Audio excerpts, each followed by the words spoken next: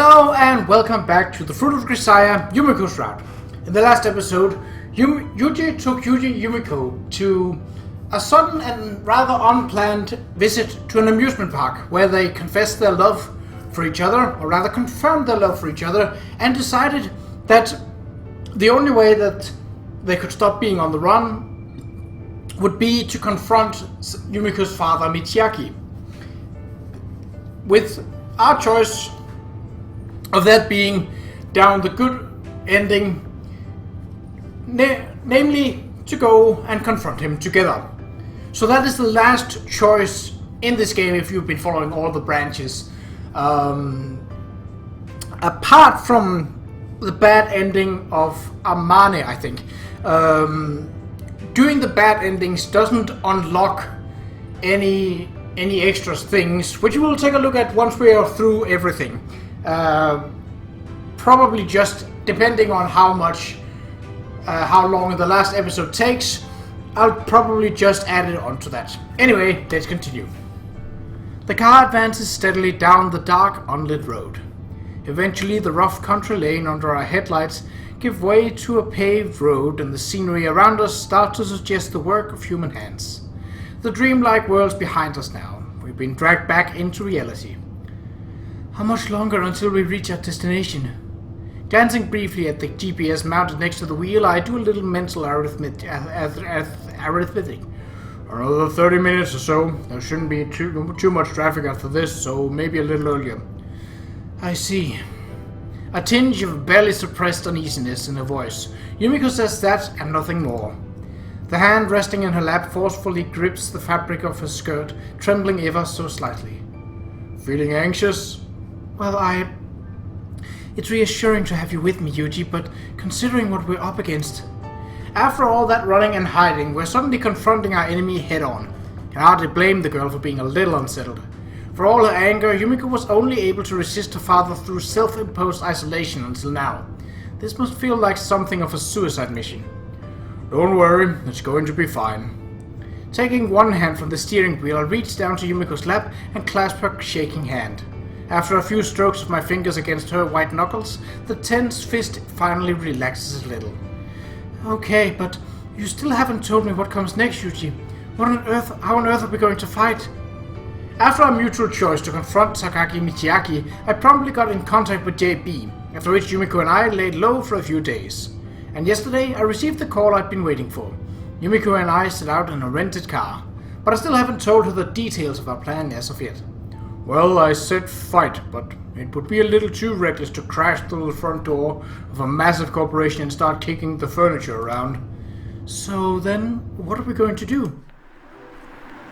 I eased to a stop at a red light. For a moment there's no sound except for our car's idling engine and the murmuring AM radio I left on for traffic reports. Before we get to that, if we're going to pick a fight, don't you think we're a little low on manpower at the moment? Huh? Well, yes, now that you mention it, that's probably true. The sudden question leaves Yumiko bemused. Right now, we're heading to the place where our allies are waiting. Our allies? That's right, a handful of people who are willing to fight for the world with us.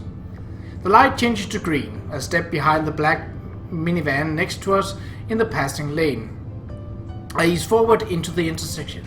Our small silver van, bathing in the faint moonlight, speeds earnestly down the all-but-empty national road. Surrounded by darkness, that pale glint of light doggedly pushes forward, pursuing a single thread of hope. We're here, the final battlefield, so to speak. Climbing quickly out of the car, I wait for Yumiko to follow. As she steps down from the passenger seat, the girl looks up at the dark building in front of us, her mouth hanging open in shock. What? This is... Looking at my face, then at the building, then back at my face, Yumiko stutters out a few flustered words. Paying her no mind, I stride forward and push open a familiar door for the first time in a good year. Sure has been a while. Normally returning after a year's absence wouldn't be enough to inspire that much emotion. But then again, considering all the dramatic changes that have transformed our lives since leaving this place, maybe it's only natural that I'd get a little nostalgic. It's not another place that looks just exactly the same, is it? But just as those words of disbelief leave Yumiko's mouth, The sound of rapid footsteps approaches quickly from the far side of the lobby. Yuuji, long time no see! Whoa. Before I can even turn around, a human missile barrels into my side and tackles me to the ground. It's Yuuji! It's the real thing! Look, woman, couldn't you manage a slightly more normal hello? But it really has been so long! Mwah! Stop sucking on my damn cheek, Yumiko's going to... Squirming under Amane's embrace, I managed to move my face just enough to look up at Yumiko. As expected, she is staring down at our co-ed professional wrestling match with an expression halfway between astonishment and fury. Whoops, sorry. Looks like I made the princess a little sulky. Just get off already. It's hard to breathe with those giant fat tits pressing down on my chest. What? Seriously? Well, I guess that makes sense. Mine are probably a little heavier than what you're used to these days, hmm? Look, Amane. Oh, come on. She's got to monopolize you for an entire year, right? Surely I'm entitled to a friendly hug or two. With great difficulty, I finally managed to pry Amane off me. Honestly, what on earth is going on here? As I clamber to my feet, Yumiko's angry glare gives way once more to an expression of sheer confusion. Amane's sudden assault might have been surprising, but not nearly so much as our return to Mihama Academy itself. Kasami-san, Sakaki-san, welcome back. It's very nice to see you again. Man, you just call up all of a sudden and announce you're coming back today. We're all hella surprised. Yeah, sorry about that. I'll explain the circumstances later. Sachi and Makina, looking completely unchanged from a year ago, make their appearance. I'm home! Yeah, there wasn't anything suspicious going on in the neighborhood today either. Sachi, how's dinner come? What? Yuuji? Yumiko, you came back today? Why? When? Michiro-sama, I'm fairly certain we mentioned this before you left. Ain't no point telling that bird brain anything right before she goes off for walkies, you know? Excuse me, nobody told me anything about this, I think. Probably. Wait, bird brain? And it isn't walksies, I was on patrol, okay? Yes, we are fully aware that you are out doing the rounds, Michiro-sama. Your efforts are greatly appreciated. Also, dinner is indeed ready. It's croquettes tonight. Oh, thanks. Right, good. That's all I wanted to hear. Wait. I feel like I'm forgetting something. That's right, Yuuji! Yumiko! Why did you two come back all of a sudden, huh? Your mind works in interesting ways, Michiro. As always. I find myself smiling at the nostalgic farce playing out before my eyes. On the other hand, Yumiko's too stunned even to speak. The expression on her face suggests an ongoing internal debate as to whether this is reality or some kind of dream. Yuuji? Finally, she reaches out tentatively and gives the sleeve of my shirt a little tug. Will you please tell me what is going on here? We're back in the dorm all of a sudden and everyone's here and you're saying things I can't even understand. Am I the only one who's completely in the dark here? Not even sure where to begin asking questions, Yumiko lets her confusion spill out in a somewhat jumbled stream of words. Huh? Wait, Yuuji, did you just waltz on back here without explaining anything to Sakaki-san? Amane raises an eyebrow in surprise. Well, more or less. There was a lot going on. Didn't find the time to explain. In that case, one can hardly blame Sakaki-san for being rather flustered. Alrighty then, let's go to Oni-chan's room and talk it out. Also, I'm hungry! Yes, why don't we have our strategy meeting over dinner then? Yep, sounds good. Come on, Michiro, don't just stand around scratching your head. Let's eat. Well, what was it again? Dinner? Strategy? Although we're probably just making Yumiko even more confused right now, for the time being we decide to regroup in the management room. In other words, my former resident. Alright, where should I even begin? After everyone settled down inside the room, I paused to collect my thoughts. I've actually taken quite a number of steps without Yumiko's knowledge, and in some cases matters are tangled enough that explaining systematically might prove challenging. If you're not sure, may I begin asking you something? Makes sense. Clearing up your questions should make things nice and comprehensible. Alright then, first off, I want to know about this place. Why is the academy still open? And why are all of you still living here? From the question, I'm assuming you thought this school was going to be shut down? Yumiko nods. I mean, I don't like to put it this way, but that man created this place entirely because of me. When you disappeared, so did the meaning for its existence. That's your line of thought? Exactly. It's been bothering me ever since we arrived. Everyone's still here, even Susan, and she would have been graduated by now. I just don't understand. The super senior in question responds with a bright, casual smile. Well, after the two of you went on the run, there was some talk about that. Tachi nods and follows up Arana's interruption with a comment of Rome. They showed us showed us my mini velo and implied that we were suspected of conspiring in your escape. I really am sorry about that. Must have been a real headache. No kidding! You got no idea how much trouble I went through. Jiro, you didn't do a freaking thing. Maybe you could stop butting into the conversation every time something pops into your head, okay? Oh, shut up! It wasn't any fun for me either. Okay, so I have actually turned the voice acting off, but this is, I think this is meant to be Michiru just babbling on to herself. Man, the voice actress on Michiru.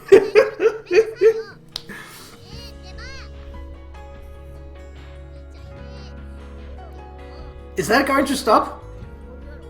Alright, I think I'll just move. No, it's not. Oh, that's so befitting to Michiru. Alright. I'm going to get back on topic now. The suspicion that they helped arrange our escape was cleared up eventually. Soon afterward, the principal informed everyone the school would be closing its doors. But nobody liked the idea of leaving you and Yuuji without any place to come back to. So we used the principal as a go-between and managed to persuade them to let us stay behind. How on earth did you manage that? So long as this place itself remained and we were allowed to remain living here, there was always a possibility you two might return. That was the primary argument the principal made on our behalf. Basically, we had Chizuji to act like she was setting a trap here. It more or less worked. They decided to keep the dorm and school around for the moment. Well, I guess we did have some strange people loitering around with the area for a while, but that got less common as time passed. So that's why Matsushima-san was on patrol before. Right, yeah. It's very important duty and all that. You got some nerve bragging after completely forgetting it was your turn today. Michiru-sama, don't worry, I shall always be at your side. Oh, come on! So I stepped in a little. Big deal. Also, Sachi, stop treating me like a charity case. Anyway, I think that basically covers your first question. Makes sense? Yes.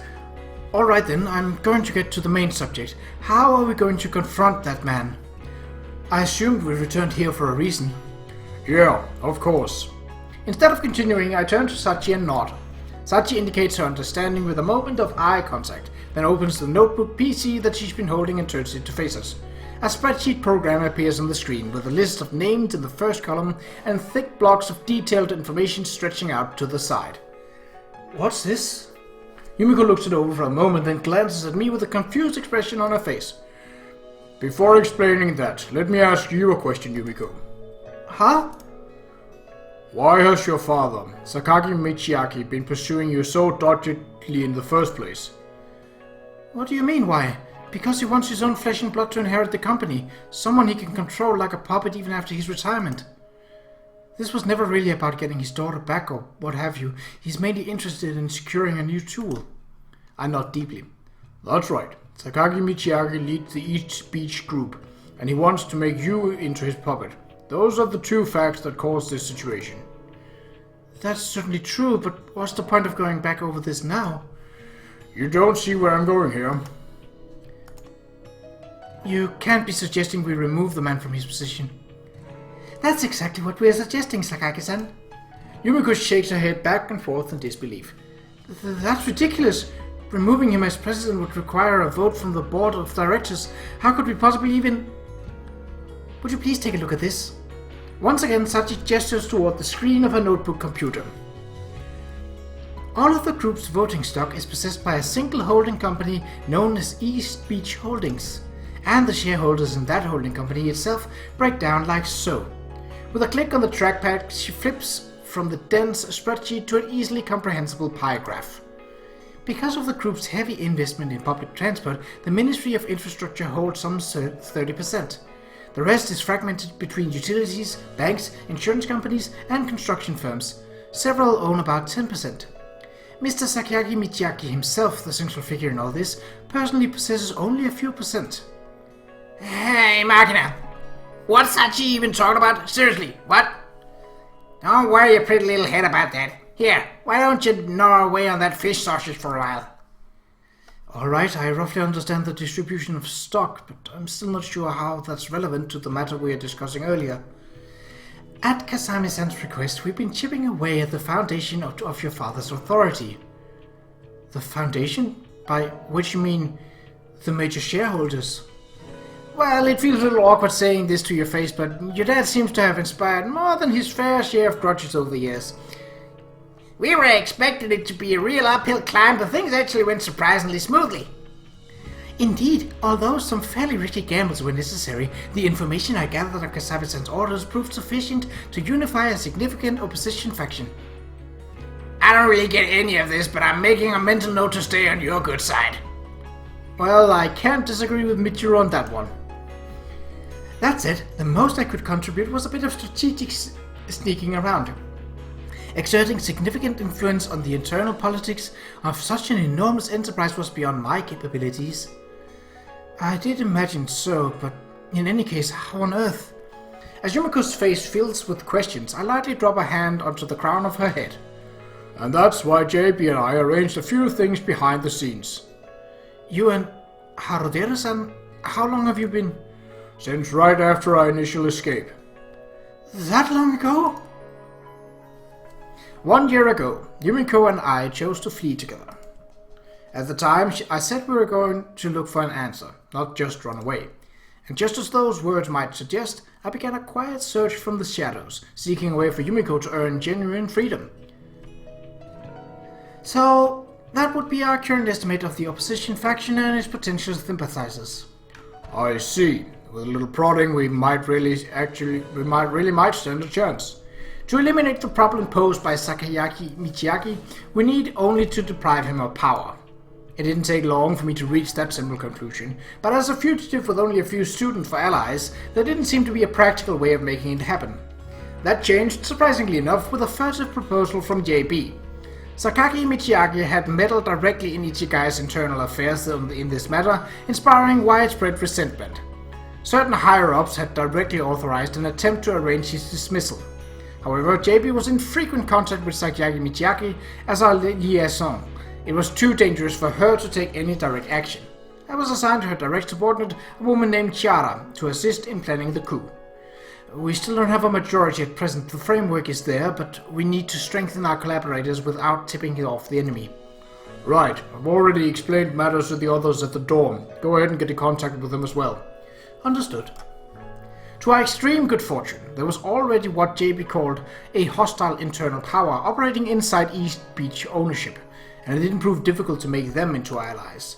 In any case, we carried our complex preparations forward carefully but steadily, aiming to arrange a day of reckoning. Not that I mentioned any of that to Yumiko at the time.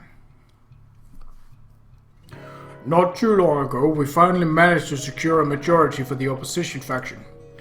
I take out my cell phone and hold it up for Yumiko to see. You know how we hid out for a few days before coming here? Did that have something to do with this as well? Just stalling for time while our allies called an extraordinary general meeting. At the end is pretty simple. A resolution for a certain board member's dismissal. Dismissal? That's right. We're going to have Sakaki Michiaki removed from the board of directors. Removed from the board? Wait, so if that's approved, he'll lose his role as representative as well? Exactly. You can't be the representative director of a stock company, its president, if you're not even a director. I snap open my cell phone and type out a series of digits. It's the same number Yumiko called from a public telephone about a week ago, on the verge of giving up hope. The same call that nearly meant our defeat, but this time, it's a declaration of war. Who is this? What time do you think it is? This has better be good. In response to Michiaki's surly greeting, I firmly and clearly announce myself. This is Kasami Yuuji. From the other end of the line, the man audibly catches his breath. What? What's that? All of a sudden, Michiaki shifts into an entirely different gear. There's obvious tension in his voice. Is that really you? Where are you right now? Answer me! I'm inside the prison you built. The prison? After considering this for the briefest of moments, Michiyaki responds with a shout. Mihama Academy! You wandered brazenly back after all this time? Oh, you're good at guessing games, but then again I suppose that one wasn't too much of a leap for you, was it? Shut up! Yumiko's there as well, isn't she? That's right. She's standing right next to me. If you wander back, come to Mihama Academy dorm at 10 tomorrow morning. We'll talk then. 10 a.m.? You're aware of what's taking place tomorrow morning? I don't see any reason I should answer that question, but in general, President Sakaki, I'd encourage you to tread carefully. I abruptly end the call, not bothering to answer Michiyaki's question. Yumiko's still staring at me in a slack-jawed astonishment.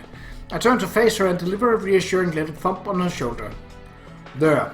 We got our actors and our stage. Now it's just a matter of waiting for the curtain to rise. Answer me, damn it! Hello! Hello! It's me. We're heading back to the company immediately. Yes, that's right. There's been a new development concerning Yumiko's kidnapping. Also, make emergency contact with Ichigaya right now. That's right, Harudera. Get the Major General to drag that sly little spy over here. There's a possibility this is connected to the general meeting tomorrow as well. Get moving before they can run away from us. Understood? After completing our thorough explanation for Yumiko, we begin a final review of our plans for tomorrow. Yumiko and I will handle the actual discussion with the father. Everyone else focus on gathering information. Roger. There, Captain. Sachi, I'd like you with us as a point of contact in case something we need to know about happens. Michiru, can you patrol the area starting early tomorrow morning and keep an eye out for any suspicious movements?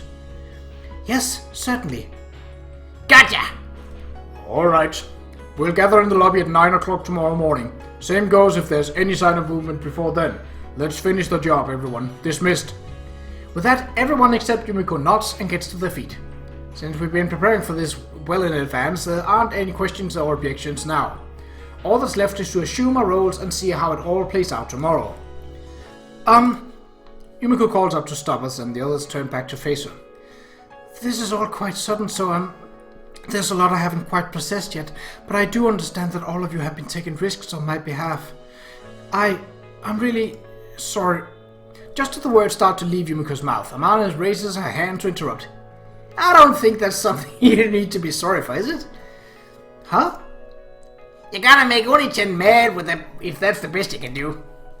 Indeed, I don't believe we've done anything that warrants an apology. What she said, I'd rather hear thank you after the fact than sorry now. Yumiko looks at everyone's face in turn, her expression still shadowed with guilt. Well, that said, it's definitely a little premature for any thank yous. Why don't we put all that aside now and have a nice long talk once this is over? Susan? We got split up before everybody could really make friends with you, Sakaki-san, so this time, let's work on that, okay? Aww. Amane is just that lovingly blob of a woman who's just like, I love everybody!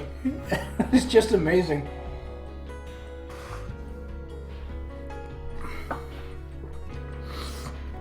Even after our classmates leave, a conflicted expression lingers on Yumiko's face.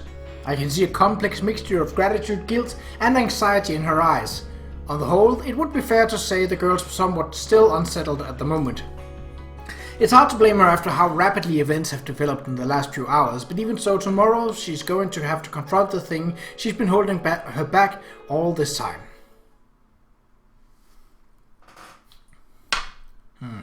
This is actually a good spot to end an episode, but I think we're fairly close to the ending. So let's continue. Yuuji, are you still awake? Yeah, having trouble sleeping? Yes. I decided to have Yumiko sleep in my room for tonight, for security reasons if nothing else. It's been a while since we turned off the lights and got in bed, but there's no hint of drowsiness in her voice. Yuuji, do you really think we can win? Her uneasiness words echoes inside the dark, quiet room. If I didn't, I never would have asked you that question in the first place. Really? Yeah. Compared to risking everything on a thoughtless bet, running away and keeping our heads down would have been the clear choice. Much less risk involved. I hear clothes rustling softly on Yumiko's side of the bed. We've been lying down on our backs, with our backs turned to each other, but it sounds as though she's turned to face me. Of course, I'm sorry. You always think things through for my sake, don't you? She pauses for a moment, then sighs softly. And it's not just you. Our classmates were working to help me all this time.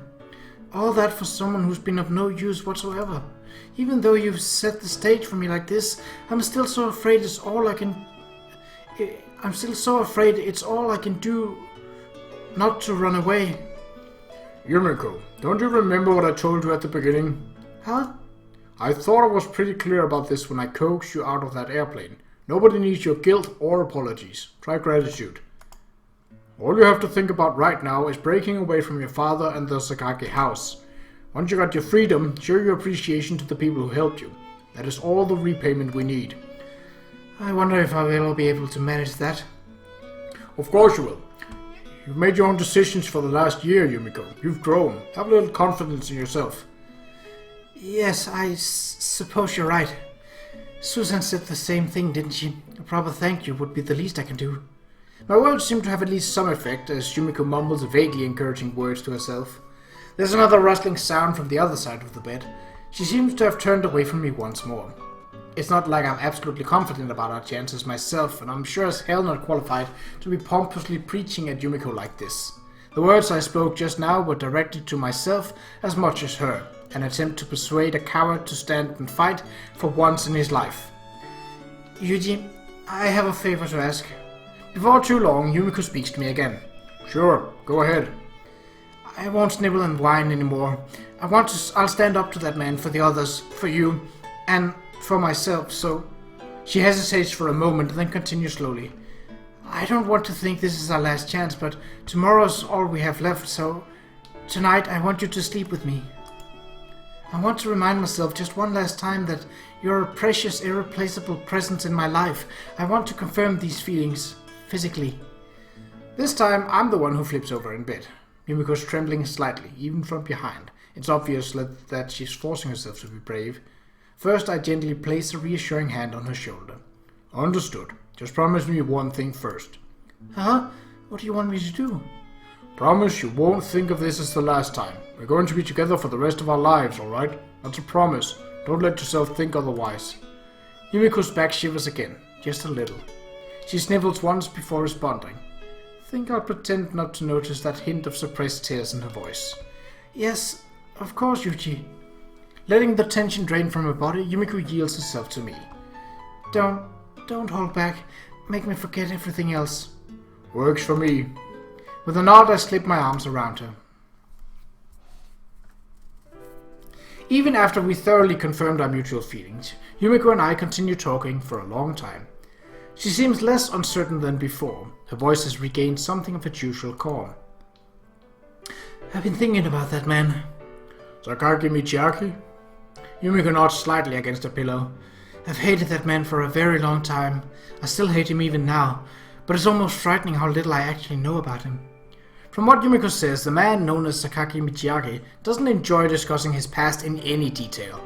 Any reader of economic magazines or websites can find an outline of his impressive academic background and professional accomplishment, but there's virtually nothing to be found on the more personal aspects of his life. Even the sexual scandals Yumiko described has been largely scrubbed from the narrative. For so little to be known about such a public figure suggests a concentrated effort to scare off or manipulate the media. All I've found is a loose sketch of a man's personality repeated again and again. For the sake of expanding his corporate empire, Sakaki Michiaki will do absolutely everything. Wonder if something happened when he was younger. Human beings are shaped by their childhood experiences more than anything else. Even Yumiko doesn't know much about that part of her father's life, but there must have been something that made him into the ruthless obsessive he is today. I believe in you, Yuuji, but that man still frightens me. Yumiko seems to shrink a little as she draws close to me. We'll be alright, won't we? Of course, rest assured. Embracing Yumiko with one arm, I run my hand through her hair, then stroke her cheek. And a few minutes after, her trembling finally dies down. A peaceful drowsiness settles over us both.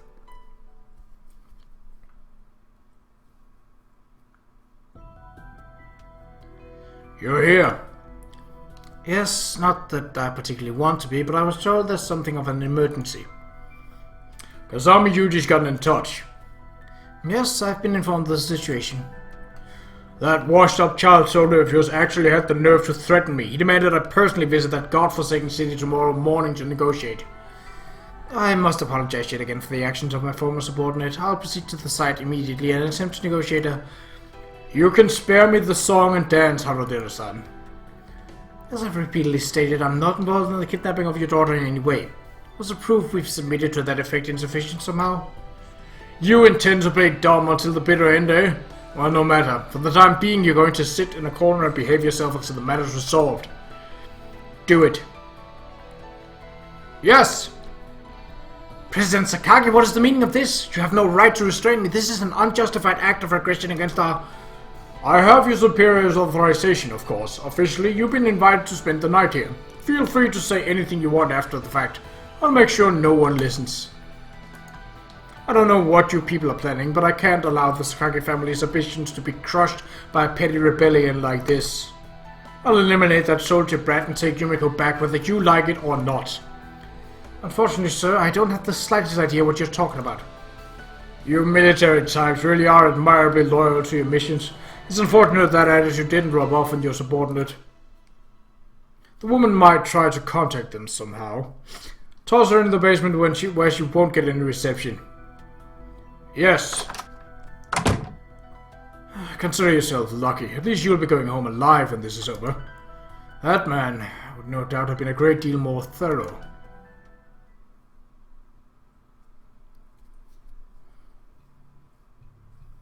By the time the morning light against my eyelids wake me, Yumiko's already gotten out of bed and dressed herself. Noticing me stir, she turns back to face the bed. Good morning, Yuuji. Her voice is clear and dignified. There's no hint of the weakness or fear from last night. It sounds as though she steels herself for what's coming. Yeah. Morning. I roll out of bed and quickly begin my own preparations.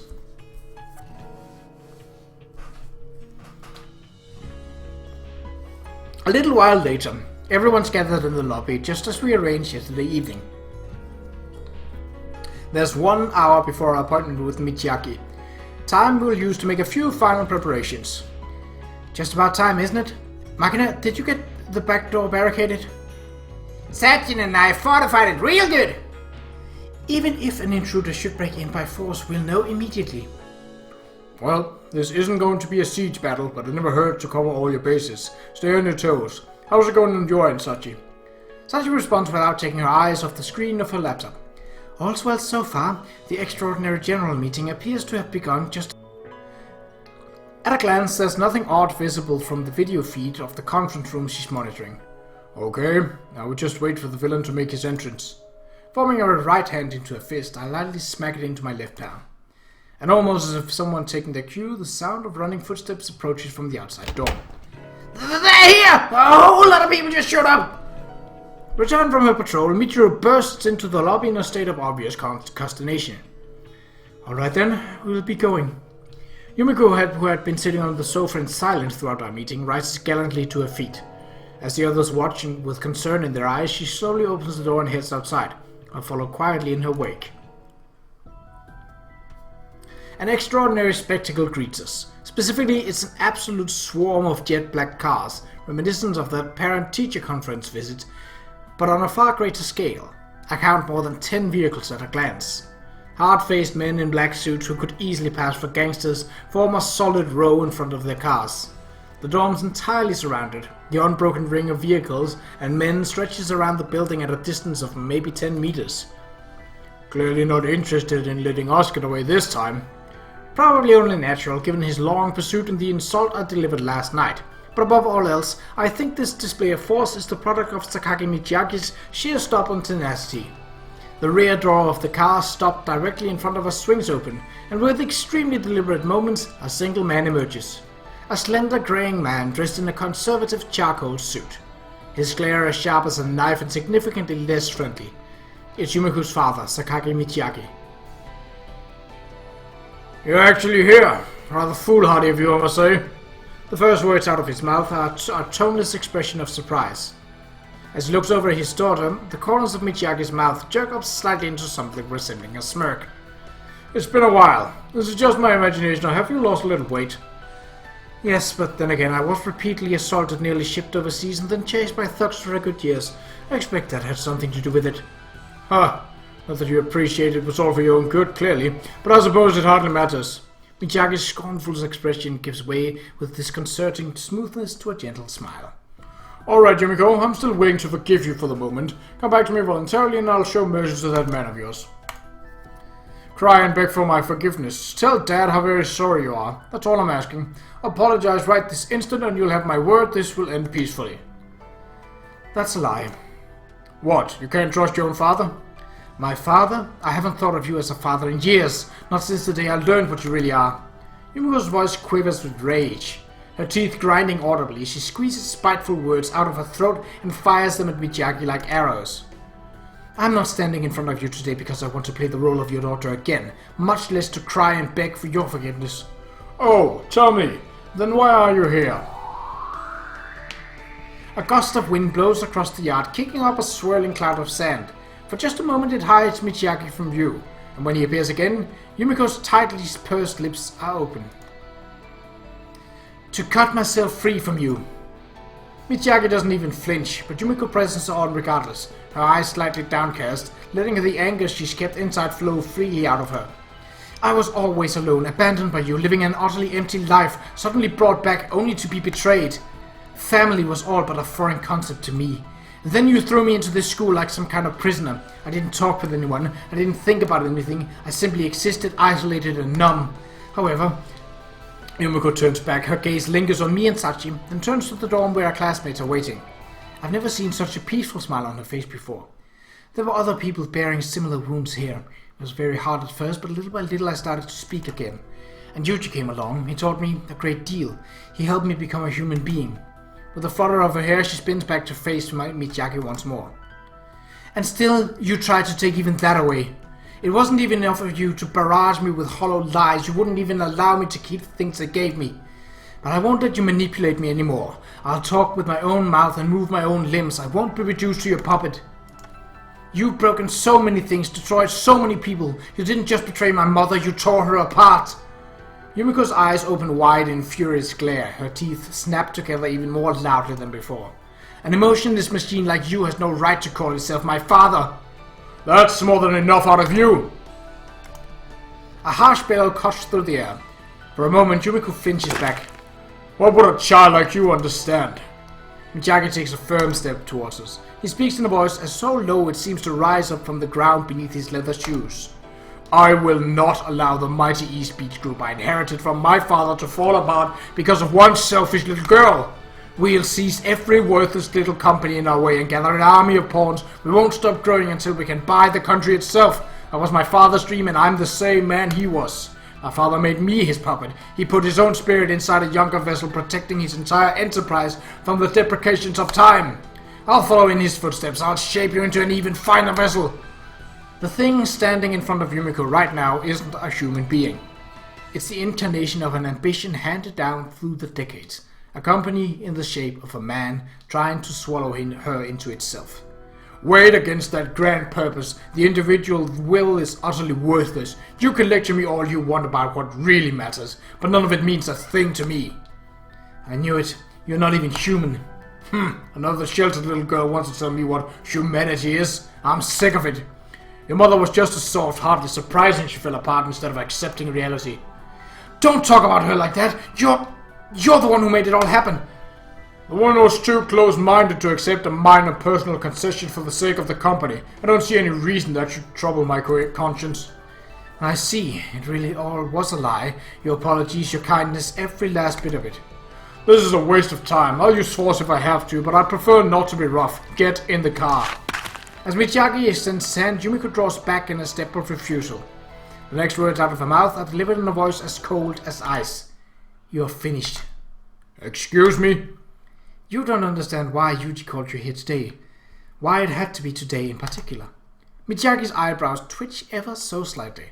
A moment later, with an expression caught halfway between an angry scowl and an amused smile, he answers. Today? I see. So you people had a hand in that after all. That's right, I'm talking about the extraordinary general meeting of the Ichigaya holding shareholders. If the resolution to remove you from the board passes, you'll no longer be the president of the Ichigaya group. That grand purpose you expected me to carry out as your puppet will be crushed completely. Miyagi listens to his daughter's words expressionlessly. There's no anger, no surprise, no scorn or fear. His face is simply blank, and somehow that indifference is more intimidating than any emotion could have been. Finally, a dry, rattling chuckle emerges from his throat. What's so funny? That's good, Yumiko. Very good. So you've been learning a little about the world, have you? That experience will be very valuable. Really, I never expected you to begin your studies all on your own. Clapping his hands together with easy confidence, Miyagi responds as if generally pleased by the situation. There isn't the slightest hint of anxiety in his cold, amused eyes. How long are you going to keep blustering? Take a look at the reality before you. Blustering? Don't throw words like that around until you know they're true. I'd recommend double-checking that reality of yours. Huh? Yumiko turns around once more. Tachi is just lowering a cell phone from her ear, her face a ghastly shade of white. There was just a message from Amane-san. The normally unflappable girl's voice shakes with disbelief. It seems nobody's standing up in support of the resolution. That can't be. No way, but they all said they support it. It's so quiet in here all of a sudden, almost like they were planning this all along. Hold on, isn't this really bad? This resolution has to pass, right? Can't you get in touch with them, Amane? Yep. Not possible. It's not like we're talking directly to these people, you know. We set up the agreement through a really complicated indirect route, so we'd have to send any message the same way. So what, we're just gonna sit here and watch? What else can we do? You gotta be kidding. That was the wrong voice. I was quite aware that you and Ichigaya woman were plotting something to stir up the opposition faction. Well, I was a bit curious to see how far you'd managed to take this little children's revolution of yours, but it seems you're a quicker study than I thought. Once we straighten you out and get you attending a proper school, I think you'll become quite useful in no time. Ha ha ha. As Yumiko bites down on her lip in frustration, Miyagi takes another step forward, his stride even larger and bolder than before. Alright, it's well and truly over now. I suggest you resign yourself to a life dancing on my strings, Yumiko. No. Once you accept reality, I know, perhaps I'll permit you to keep that washed-up soldier brat over there as a sexual outlet. But of course, I'll have to strip him of every shred of human dignity first. I'll never let you. Yumiko is still mounting her best attempt at resistance, but the momentum has shifted entirely in favor of her father. His face is placid and composed. Miyagi takes another step forward, and this time his cruel eyes flicks over in my direction. Hello there, Private. Tell me, how long have you been planning to just stand there? Don't know if you have anything to say. His tone of voice is light, teasing. Standing in the back while your woman does all the talking strikes me as a more than a little pathetic young man. Yuuji. In strong contrast to her father's composure, Yumiko's voice twists with sorrow and fear. Without particularly reacting to either of them, I cock my head to the side and furrow my brow. That's funny. Do I hear a phone? Miyagi grimaces sourly in evident disappointment. What now? Might as well go ahead and answer for all good it will do you. You won't have that cell phone much longer in any... Wrong? Does sound like a phone is ringing, but it's not mine. Somebody else must be getting a call. What on earth are you babbling about? The man clearly seemed to think that this is somewhat less important right now. For the first time, I meet his gaze with a powerful glare of my own. You still don't understand. It's your phone, with a very important call. My phone. Dubiously, Miyagi reaches up for the pocket of his suit. The instant his hands touch the softly buzzing cell phone, his bemused expression changes to one of pure surprise. Why did you know that? Not important. You should probably answer right away. Take a look at who's calling. What? Honestly, at a time like this has better be. Muttering complaints to himself, Miyagi glances down at the screen. His face stiffened instantly. Muramatsu, the Minister of Infrastructure. He hurriedly presses the answer button, his attention now focused solely on the phone. The rest of us no longer seem to even register. Hello, is that you, Minister Muramatsu? This is Sakagi, sir. You certainly take your time answering your phone, Sakagi-san. Yes, I'm very sorry. We're currently in the middle of that general meeting I discussed with you earlier. That's what I'm calling you about. I'm going to keep this brief, alright? What's... Circumstances have changed. I'm no longer able to support you. Sorry, but let's make a dignified end to your presidency. Huh? Rest assured we'll find you a suitable honorary position of some sort. You'll have to content yourself with that. That's not... What are you... Minister, what are you talking about? Really brushed you up against something troublesome, didn't you? My sympathies. Wait, Minister Muramatsu, please, what's going on? Amane-san, yes, wait. The resolution? Yes, understood. I'll inform them immediately. Kasami-san, news from inside. The motion to dismiss the president has apparently passed. All the enterprises that had been playing wait and see switched to approval one by one. In the end, we collected nearly 80% of the votes. I nod casually to acknowledge such a report. Thought as much. Just how JB told me it would play out. Entirely on the other end of the emotional spectrum, Sakaki Michiaki stands before me in stunned, furious disbelief. It's hard to believe he's the same man who was so full of confidence before that phone rang. Squeezing his cell phone with a quivering hand, he glares at me with an expression full of undistinguished wrath. You people! Why is this? How could this possibly? Reminds me of Yumiko's reaction when I brought her here yesterday. The man simply can't process the situation he's found himself in. I'll explain. Stepping protectively in front of Yumiko, I approached her trembling father. It's just as you said. No matter how much a group of children struggle, it's fundamentally ridiculous to imagine they could stage a large-scale corporate conflict. Convincing the opposition to move would have been nearly impossible unless people holding genuine power were leading the charge. However, there was one lever which could undoubtedly move even those deeply cautious men. An organization possessing the tremendous influence and the largest stockholder in the e-speech group. Once JB obtained a route to them through a certain connection of hers, her victory was all but assured. They were the focus of our attention from the very start, but as I'm sure you know, it never hurts to be doubly cautious in this sort of thing. That's why we attacked the problem from so many angles over the last year. After all, we were up against Sakaki Michiaki. If we spent our time messing with the Ministry of Infrastructure, I expected you'd catch on and devise a counter-strategy. JB's connection had overwhelming influence over the ministry, but Michiaki might still have managed to turn the tables on us if our movements were exposed in the early stages. We needed to set the wheels in motion without tipping him off to our real plans until the very last moments. That was the primary objective of all our other movements. Therefore, we started building ourselves a pseudo-majority, knowing full well it would fall apart in the end. We let you see a bunch of children sniffing around, gave you a nice easy target to undermine. Are you saying those suspicious movements inside the opposition were merely a feint? Exactly. This can't be. Michiaki's cell phone clatters to the ground. His head slumps over his sagging shoulders. The arrogance from a few minutes ago has vanished without the slightest trace. So it's over? Just like that? By a bunch of children. For Christ's sake, I've waged my life and threw everything away, and now... Muttering reproachful words to no one in particular, he drags himself back to his car and climbs slowly inside. The black-suited men surrounding the area, perhaps sensing their employer's defeat, hurriedly begin to withdraw. With the roar of a dozen engines, the clouds of dust from many tires fill the air, as if to mark the conclusion of our battle. Yuuji! Amane burst out of the door moments later. Makina and Michiru follow in her wake, their faces overflowing with joy. We heard from Tachin. We heard there was... You knew it was going to happen all along, Oni-chan. Yeah, sorry for startling you. Jeez, I thought I was going to have a heart attack. You could have told us you said something like that. Indeed, I believe I lost several years of my lifespan when I heard the initial message. Considering how literal you are about everything, that really must have been one heck of a shock. Anyway, with this, Sakaki-sen's free and clear, right, Yuuji? Yeah, sorry about the drama, Yumi. Just like the others, Yumiko's face is filled with belief of our come-from-behind victory. Or so I'd imagined, but when I turn around, I find something else entirely. Yumiko? Yumiko's turned her head in a different direction from the rest of us. No less still and quiet than before, she's gazing far off into the distance.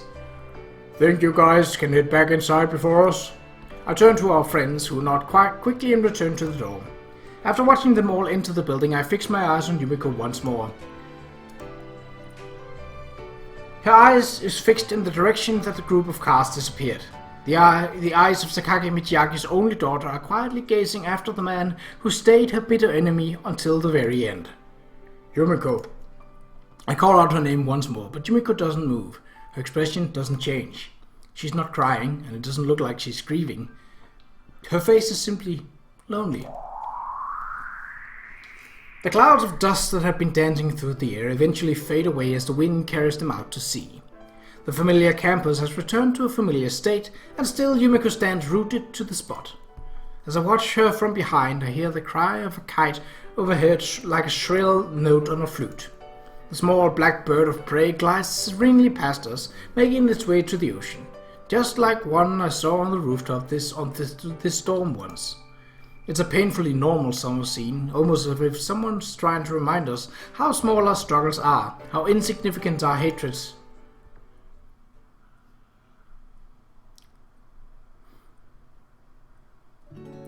No matter how much power you hold, no matter how wise and widely respected you may be, there's one force you are completely powerless to resist.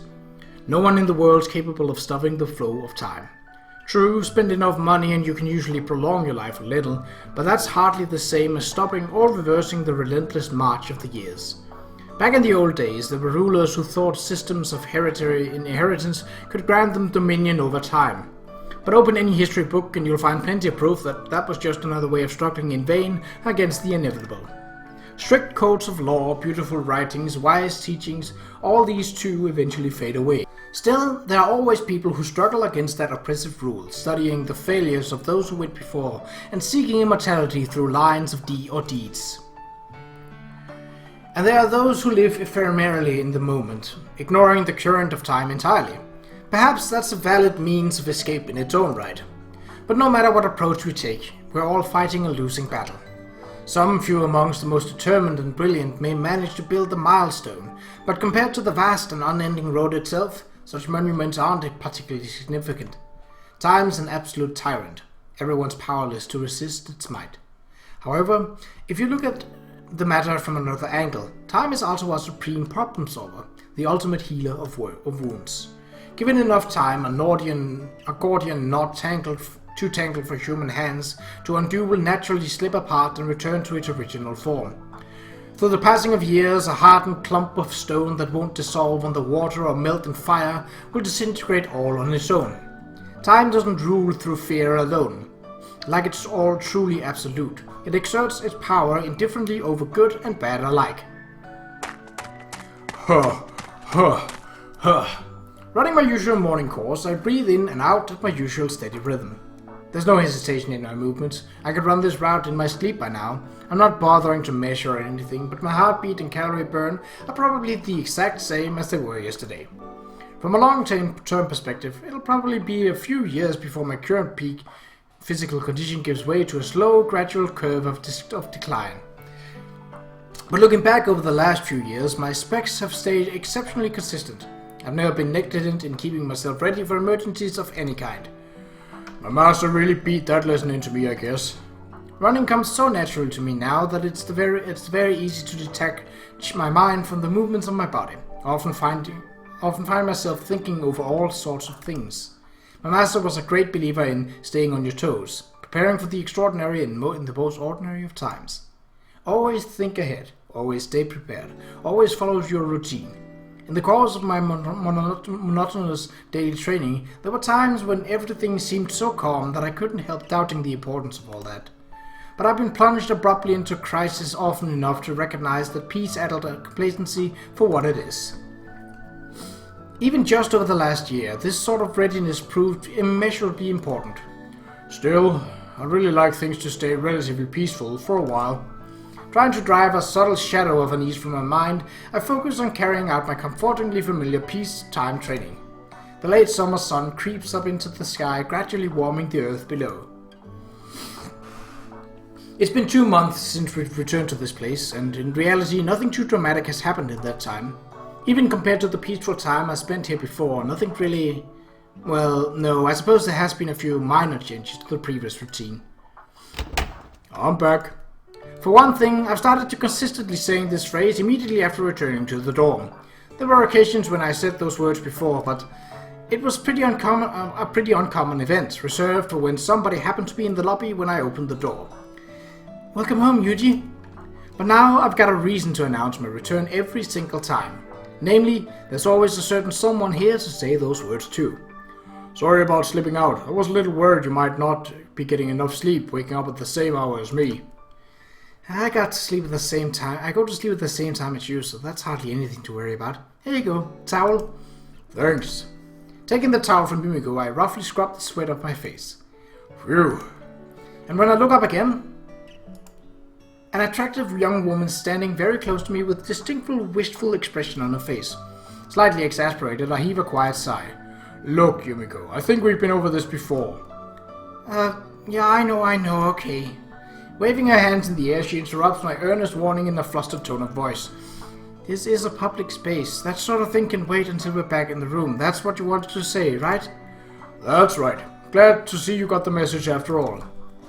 So, I'll meet you with just a little hug for now. Look, woman. Is this seriously the same person who used to swing a box cutter at me every time we met? Turning her blushing face slightly away, she flutters a brief glances in my direction. Don't think I'll say this to the girl herself, but it's not far from the sort of come-hither look you'd get from the pros in the red light district. I mean, yes, I do understand this is the product of sincere affection, but seriously, when the girl's this blatant about it, it's hard to not get suspicious. Something Makina told me once comes to mind. To wit, human women of the Qa'Rajh tribe are a pain in the ass. They're not used to showing affection, so once they do go sweet, they'll give everyone in a 3-mile radius cavities. That said, giving her the cold shoulder would just be making more trouble for myself in the long run. Just yesterday I tried brushing off Yumiko's excessive demands for public displays of affection. She retaliated with hours of sulky, reproachful glaring. Still falls well into the cute category, but the effort involved in smoothing her feathers after the fact only amplifies the pain in the ass factor. Pain in the ass factor, that's a good... And so I decide to give in to her demands like the hopeless sap I am. Fine, here we go. Pulling Yumiko over to me, I embrace her lightly at arm's length. I did wipe myself down a little with the towel, but I'm still just back from exercising. Can't exactly go for the bear hug. Yuuji... And as if to say, the hell with your thoughtfulness, the woman dives forward and nuzzles her pretty face against my chest. Already in heat first thing in the damn morning. I think you're aware, but I kind of stink right now. Don't cling to me like that. It's alright. I like the way you smell, Yuuji. It's so manly. If your past self could see you now, she'd probably break down in tears. Oh, if anything, I think she might weep from sheer joy. Hey, don't squirm around, hold still. Honestly. Hey, Yumiko. What? Charming as it is to watch you get drunk off my body, I think it's time for you to go to back off now. Oh, come on, let me enjoy myself a little more. I just never get sick of touching this nice, thick chest. You're always crushing me under this. Well, I don't personally mind if you want to continue grunting in satisfaction while fondling my pecs, but I'd recommend taking a look behind you first. What? I like the way you smell, Yuuji. Oh. Wow, life's just full of surprises, isn't it? Never would imagine we'd be getting a show like this on a daily basis. Such a vast scope of possibilities dwell within us all. It seems Michiru-sama isn't the only one capable of broadening my horizons. Truly, every day in this dormitory brings new discoveries. Makina trots energetically up to Yumiko, currently frozen solid. The intensity of her grin is generally unpleasant. Got your water boiling thinking about Onochin's naked body, didn't ya? But here's the thing. When you do this sort of stuff in the morning, you're pretty much announcing how things went down last night. Maybe try to keep it in your pants, huh? Thumping Yumiko's shoulders in a companionable way, she barrages with her with merciless words. The young woman in question, her hand still frozen pitifully in the air where my chest had been, looks around the lobby like a high school drama student doing their best imitation of a robot. It's way too early for something that rich. Now I got a heartburn. Let's get out of here, guys. Indeed. Thank you for the treat, Sakaki-san. Try at least to maintain some basic standards of human dignity, okay, Yumiko? One by one, the others give the statue-stiff Yumiko a friendly slap on the shoulders, then saunter off, mocking her. There's some real affection underneath those wry smiles, but also undeniably a good deal of exasperation mixed in as well. Hey, Yumiko, you alright? I'm going to take that as a no. Yumiko, stunned, speechless, lets out an anguished, grunting moan of the sort I'd usually expect from Michiru. We've actually had more than a few incidents like this over the last 2 months, but today was exceptionally bad. Well, I tried to warn her. Maybe that would be a bit of a lesson to the girl. Can only pray she finally cut down the public theater somewhat. Earth to Yumiko. I'm going back to the room now, alright? Shaking my head with a smile, I head back to my room.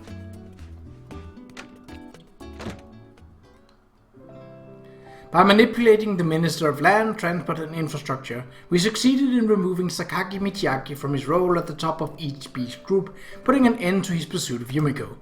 The director we successfully raised up as an opposing power, essentially a puppet of the government, has already discontinued Michiaki's aggressive strategy of expansion in favor of a much more stable and low-risk style of management. The East Beach Group has shed its image as the Sakaki family's personal empire. With surprising speed, it's been reformed to a very different kind of enterprise. Someday, people probably won't even remember that they were once mocked as bandits. As for Mihama Academy, it's going to be closing its doors. There were potential PR issues because of the connection to Michiaki's struggle with his daughter, and on a purely practical level, the new management took issue with the lavish, inefficient spending that defined Mihama's administration. They did explore restoring it as a more conventional school, but given the location and circumstances, it was estimated that attracting a sufficient large student body would prove difficult. In the end, the project was simply abandoned. Then again, from beginning to end, the school never had more than 6 students. Putting aside the facilities and funding, once that framework changed, Mihama would still have stopped being what it was. In exchange for the academy's closure, the dormitory was allowed to remain open in a different form. Without a school attached, it became a simple apartment building. They entrusted the management to the former students for the time being, enabling us to continue our lives virtually the same as before. Everyone choosing this place as a launchpad for the next stage of their lives. Amano will apparently be leaving to help out at her family's traditional restaurant, with Makina once the preparations are in order. Sachi and Michiru are going to be transferring together to a boarding school the principal recommended. However, even if we all end up leaving this place behind, we made plans to periodically meet up again. The 6 of us may have been born in different places, but in a way we all feel as if we grow up here. Although we regained our familiar daily life, little by little things have started to change. And Yumiko certainly no exception.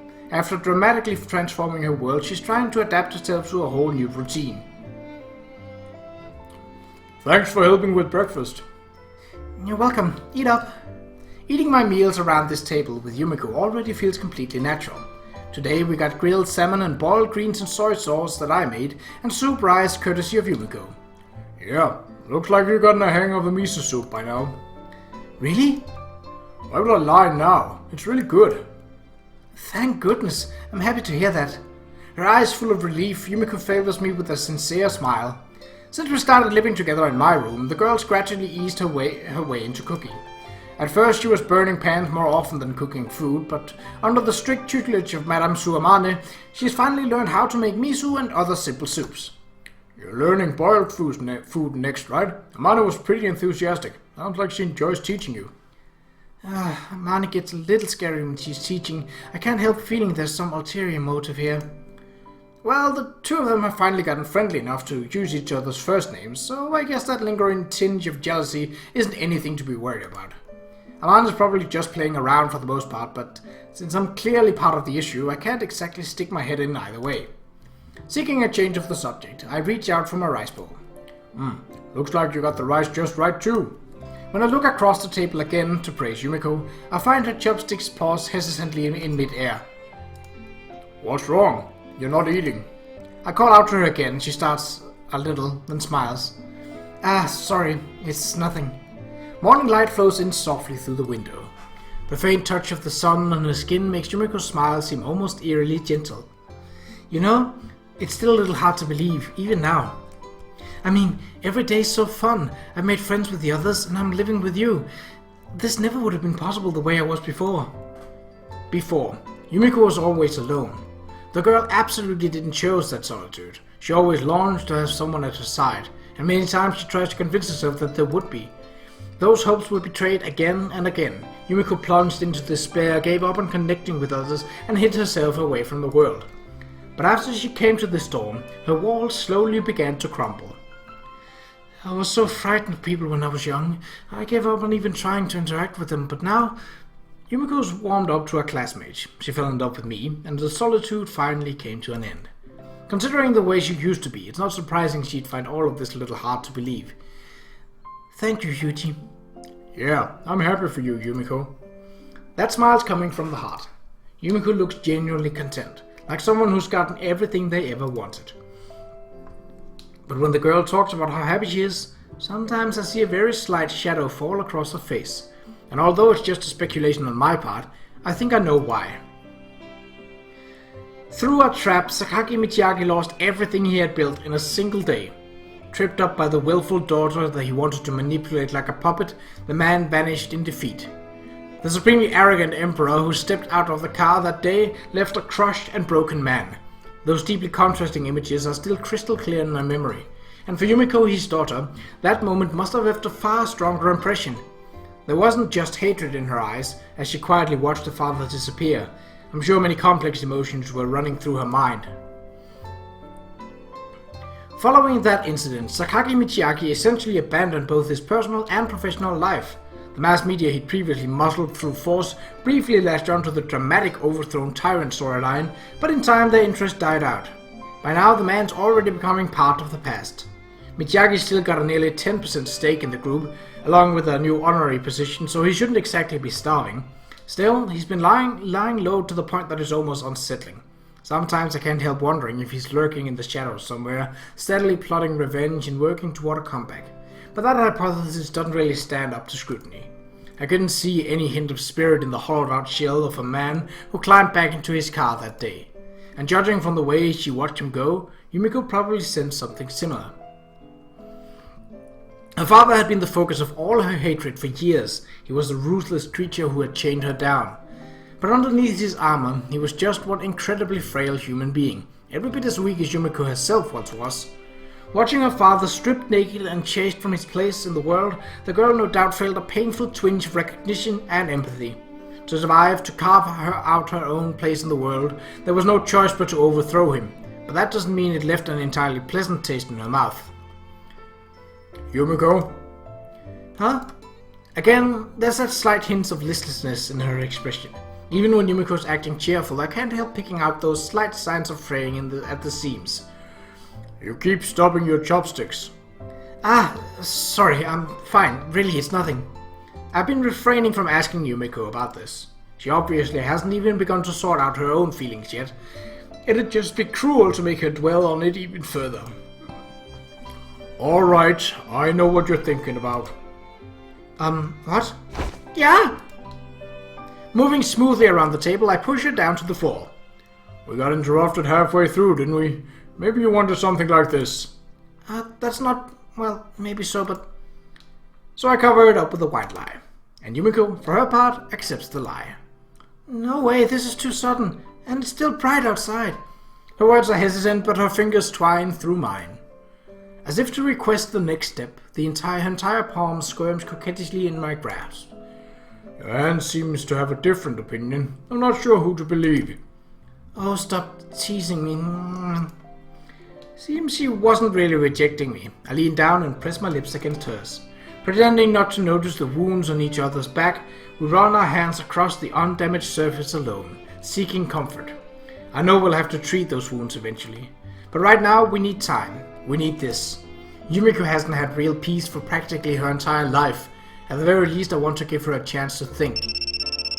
Suddenly, shrill electronic music fills the air. We stop and smile wryly at each other. Sorry about that. Hold on a second. With one more brief peck at my lips, Yumiko pulls herself out from under me. She flips open her bleeding cell phone and glances at the screen. Oh, it's the lawyer. After letting me know that, she picks herself up off the floor and presses the answer button. Yes, hello. Thank you very much for your help the other day. Yumiko recently hired a lawyer to sort through legal issues involved in our situation.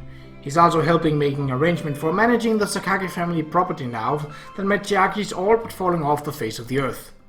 The family affairs are understandably chaotic at the moment, so it's a lot for Yumiko to handle on her own. Still, she's been diligently negotiating, selling off what needs to be sold, and trying to keep things from falling apart. I assume this phone call's another update on their progress. What? But the peaceful conversation I was expecting changes dramatically with a small cry of surprise from Yumiko. It's not just the tone of her voice, the calm look on her face gives way to a grim and severe expression. More than a little concerned, I pick myself up off the ground and watch. Yes, I see. Yes, I understand.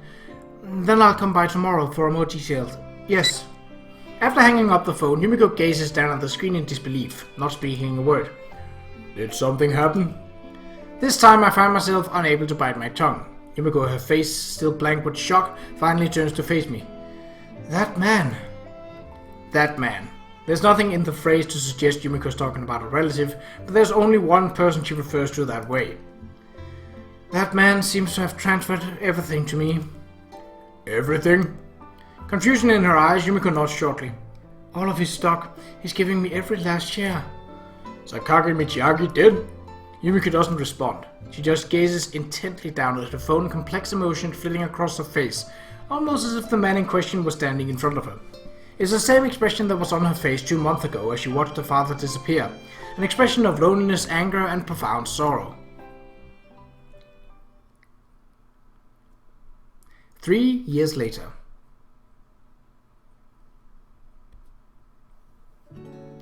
The muted murmur of a television echoes through the spacious room. There's no other sound to be heard. Half submerged in a plush sofa, I abruptly open my eyes at the sound of a voice on the television. It's a very familiar voice, one I've been hearing on a daily basis for a long time now. Oh, must have nodded off halfway through. I move my eyes back to the enormous LCD screen mounted on the wall. Yumiko, wearing a tailored professional suit and a resolute expression, listened carefully to her interviewer's questions and offers a precise response. That was a pretty nostalgic dream just now. Maybe it's because I spoke with Amanda on the phone the other day, but I dreamed of our time at Mihama Academy. I found my mind running back over the events that turned Yumiko into a public figure she is today. When Sakaki Michiaki transfers all of his stock in the East Speech group to her, Yumiko thought long and hard about what to do with it all. She even considered selling the entire stake and donating the proceeds to charity. It was, in some sense, tainted money. And more importantly, slightly less than 10% of that company still amounted to an astronomical sum of money. Yumiko wanted to live a peaceful life on her own terms, and she knew that kind of money would change everything. But after much agonizing, she ultimately decided to accept it. And then, while using her newfound wealth to attend a top-flight university, she started up her own company, one that's proven wildly successful. Right now, it's becoming increasingly frequent for her to appear in the media as an exemplary young entrepreneur. As to why Yumiko voluntarily entered the same corporate world that tied her down for so long, I've never asked her point blank. But I do have the feeling it's got something to do with the open wound she's been ignoring for the last 3 years.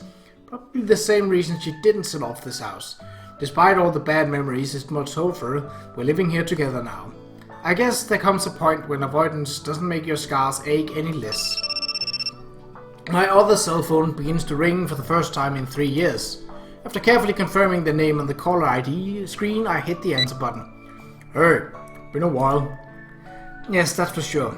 There's a moment of silence, but in that time many unspoken words pass between us. Although I was officially reprimanded after the incident 3 years ago, a certain influential force in Ichigaya's upper echelon shielded me from more serious charges and arranged for my reinstatement on the reserve. That said, I was no longer interested in returning to my previous workplace, as supporting Yumiko had become my first and foremost priority. I took my chance to formally resign. Naturally, that led to estrangement from JB. There was one and only one thing I'd asked of her at the end. It was a job better suited to a detective agency than a professional of her caliber, but I asked anyway, fully aware of my selfishness. JB accepted that strange request without particular comment. I didn't ask why, but it felt as though she wanted to tie up that same loose end herself. This is about the last favor you asked of me 3 years ago. I've learned something. I already knew the reason she was making this phone call. It has to mean she's found some sort of answer to that odd request I made of her. There's no longer any other reason for JP to contact me. I see. Thank you, Julia. Just to be clear, you might not be in for too much of a happy ending here. It's alright. I still want to know. Okay then. I mechanically jot down JP's indifferent words in a notepad that was lying nearby. As the trees outside sway in the wind, the muted sound of rustling foliage carries through the otherwise silent room. After ending the call with JB, I tuck the black cell phone away and take out the one I normally use. The call history is filled with almost entirely with a single number. Clicking on it, I bring the phone to my ear.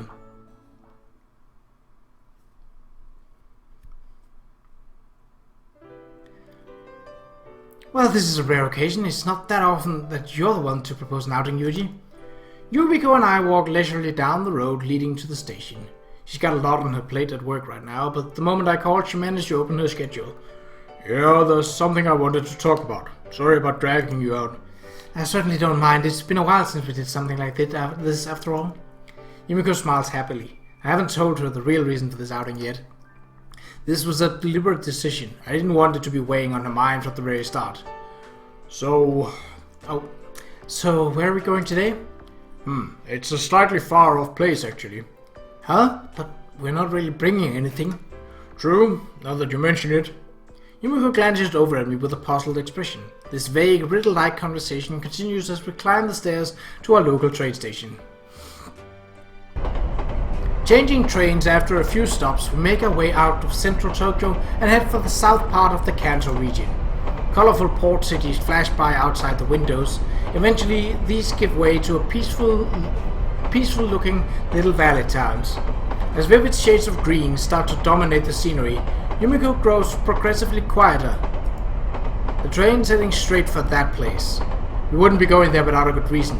Yumiko's no doubt starting to realize this won't be a light-hearted outing she expected. Our destination lies in the town where Yumiko spent the loneliest years of her childhood. By the time we're standing before the building itself, her expression's painfully tense. Yuuji, what's going on? It's a large general hospital on the outskirts of a sleepy country town. A hospital the two of us visited several times together. But there should no longer be any reason for us to come here. It's not like Mom's here anymore. Yumiko's mother, Sakaki Misako, quietly passed away 2 years ago. After the usual formalities with her relatives, Yumiko told me she'd never be setting foot in this town again. There were too many sad memories in this place. Just being here was painful for her.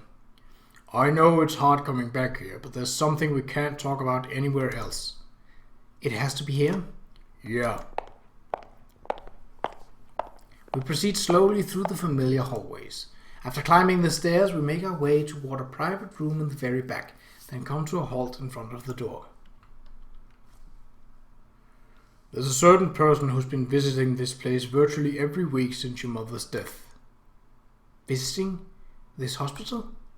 Yeah. You know who I'm talking about, right? Yumiko casts her eyes down, pursing her lips slightly.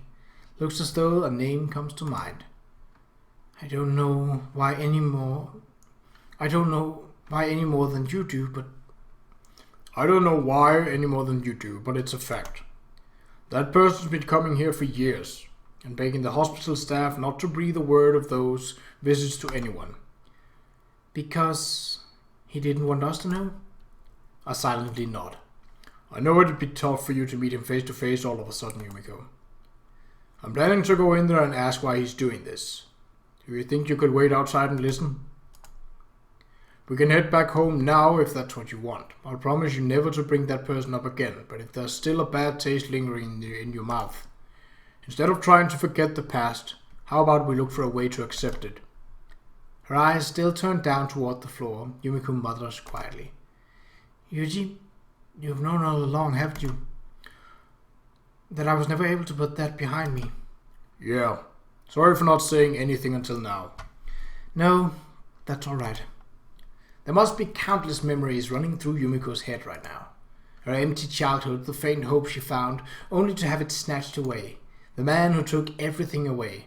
Her crushing solitude, the artificial cage where her heart slowly began to thaw. A first act of real resistance, our escape, at the end of a long struggle, a confrontation with everything on the line. And the former usurper who had everything taken away from him. What does his daughter feel for him now? Hatred? Something else entirely. I can practically see the tangled ball of conflicted emotions wriggling inside her mind. Eventually Yumiko raises her head, her expressions firm and determined. I'll wait here and listen to what he has to say. I see. All right then. Nodding to Yumiko, I step forward and slowly open the door to the hospital room. With the heavy sound of wood sliding across the floor, sunshine from the far window floods out into the hallway. I'm coming in. It's a hospital room with no occupant, dominated by an empty bed. The strong smell of the sun-faded old curtains overpowers the lingering scent of disinfectant still lingering in the air. At the side of a bed, a single man sitting in a folding chair, hands folded in front of him. You're right on time, but I suppose I shouldn't have expected any less from a military man. Well, I'm not in that line of work anymore, but time passes quickly. Best to use it efficiently, wouldn't you say?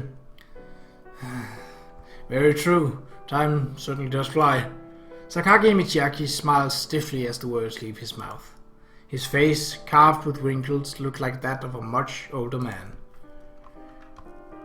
It's been 3 years, hasn't it? Not that I remember your face particularly well.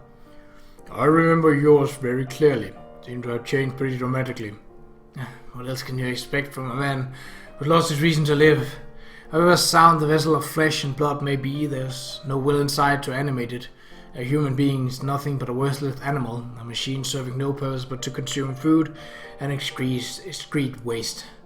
His eyes, once gleaming with ravenous ambition, are dull and sunken. His mouth droops slackly. It is as if his face can no longer support its own weight. There's not even a hint of power and intensity that once defined this man. The last 3 years must have been a period of increasingly rapid decline. Sorrow seems to ooze from every pore of his body. Well then, you're the one who called me here. What business do you have with a sad specimen like myself? Miyagi's voice, full of self-ridicule, implies a question. He had a laugh at a fallen man. I wanted to ask you something. What was driving you 3 years ago? No. What drove you for your entire adult life? Where did that ambition and greed come from? I couldn't help feeling you were lost somehow. That you might even have regretted the path you took. And that's why I dragged you out here. So I can stick my nose into your business. Miyagi responds to this with a snort of amusement. What a ridiculous thing to ask of an infamous monster. I'm not going to say anything you'd like to hear. Perhaps this is an attempt at easing your conscience over taking everything away from me. Unfortunately, it's a third-rate scenario. Come back when you worked out something more plausible. Tell me then, why have you been retracting the footsteps of your wife and child? Retracing? Why do you... I had my superior do a little digging. You've been sighted in the vicinity of this hospital, the apartment Yumiko and I rented while we were on the run, and even your wife's family home. My final request of JB was an investigation into Sakagi Michiaki's current whereabouts and activities since his fall from power. Michiaki spent the last few years visiting every place his wife and daughter once lived, as if to vicariously experience their journey, and he did his best to keep us in the dark about it, even disguising himself and using false names. Only a person who regrets their path would do something like that. If you'd really thrown everything aside, you wouldn't go out of your way to visit places with connection to your family. That's why I finally decided to ask. Was that life really what you wanted? Or were you just chained to it by something beyond your control? Had a feeling knowing the answer might be better than letting it all fade away miserably into the past. Miyagi heaves a heavy sigh. His sunken eyes gaze at the floor for a long moment before slowly turning up to me. There's a surprisingly gentle smile on his face. It's the resigned expression of a beaten man. That superior of yours never tires of giving me trouble, does she? Blame me for this one. I'm the one who asked her. You're certainly a strange one. I've known my share of busybodies, but that's just absurd. Miyagi, who had been leaning forward in his chair like a stooped old man, abruptly reclines as if to stretch his back. His face pointed at the ceiling, he lets out a very long sigh. Do you know how old I was when my father gave me my first lesson in the way of the prince? No. I was 9 years old.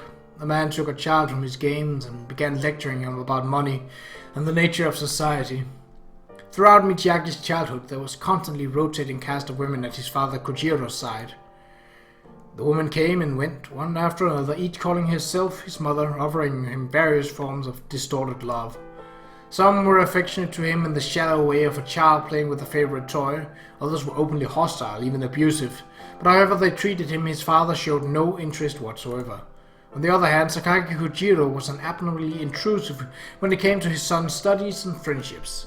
Perhaps it was because he had once failed the Tokyo Imperial University examination himself, but he demanded superlative academic results from Michiaki, insisting he would tolerate nothing less than admission to a renowned national university. Any friends his son made at school were thoroughly investigated by detective agencies. When Michiaki failed to produce superb results or showed the slightest signs of disobedience, his father would respond with violence. I was terrified of my home. Returning from school was sheer agony. Desperate to escape his terror, Michiaki threw himself into his studies, ultimately passing the entrance exam for the nation's most prestigious university. This success extended to his personal life, as he obediently acquainted himself with the gorgeous tiers of high society.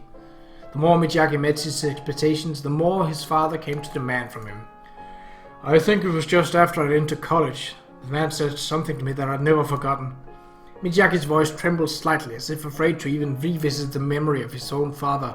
It took some time before the next words emerged from his mouth. He said, "You don't need a self. Become my puppet. Continue my work, even after I'm gone." University didn't bring the freedom Michiaki had hoped for. Every step he took was decided by his father. From the constant observation, he lived as nothing more than an extension of another man's will. He crushed my sense of self, he made me into the perfect puppet, and when the job was finally done, the man died. Almost as if he'd been waiting for that moment. Michiaki turns his eye toward the window. I assume you've heard much of the rest yourself. All that remained of me was a flawless copy of that man. I was convinced that imitating him in all things would bring me conquest and glory, and so Yumiko's choices were simply incomprehensible to me. That's why you followed her in her footsteps after losing everything. With yet another bitter smile, Michiaki slowly nods. Not that I really expected to accomplish anything significant, but clinging to the faint hope of at least understanding, I tried to retrace the life of those two led. Did you find anything? He shakes his head.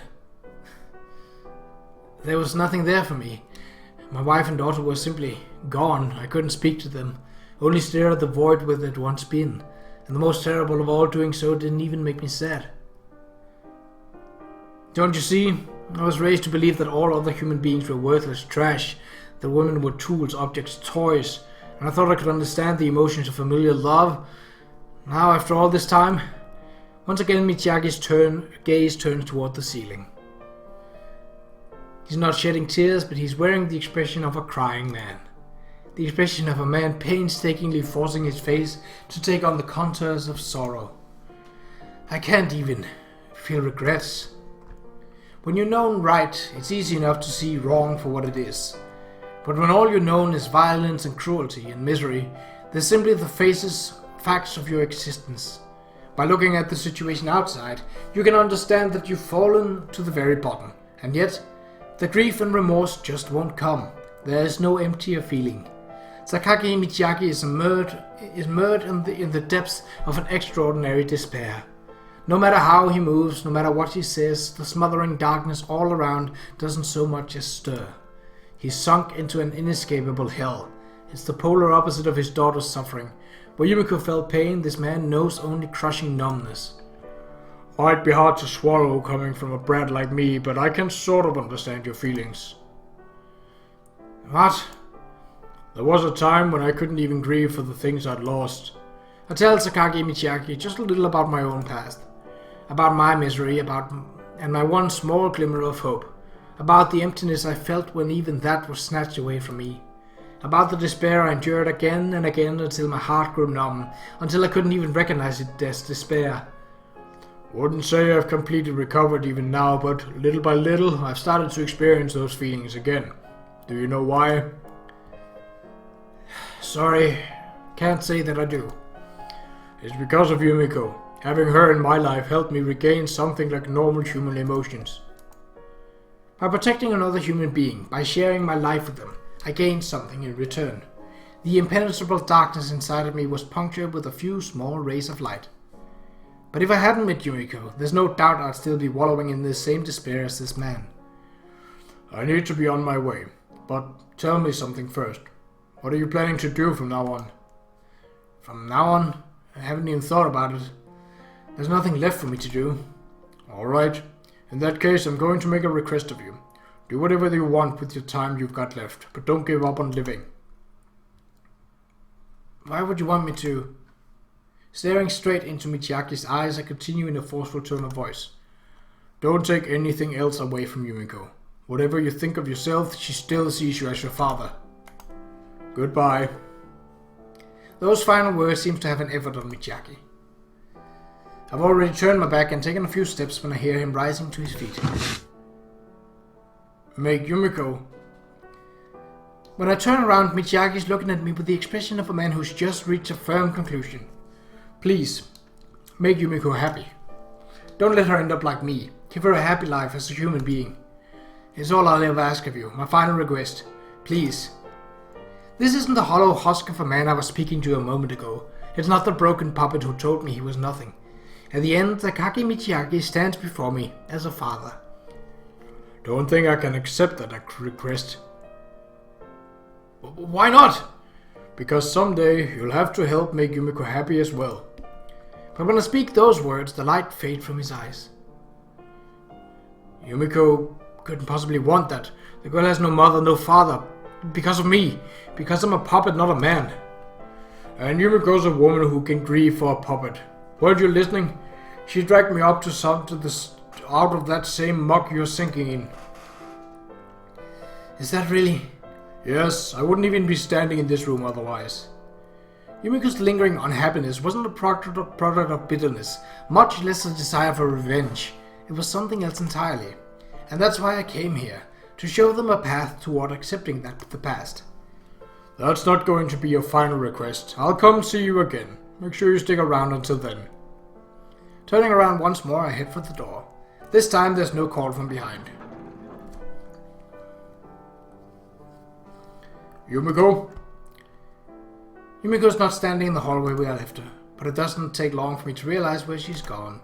The weather's nice today. She has to be there.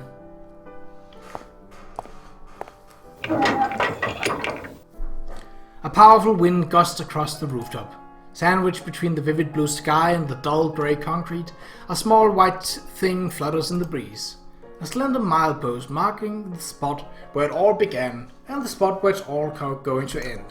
Her white skirt and long black hair dance in the air as I slowly approach. Aww. Wrapping my arms around that slim body from behind, I embrace it tightly. Yumiko must have realized I was approaching.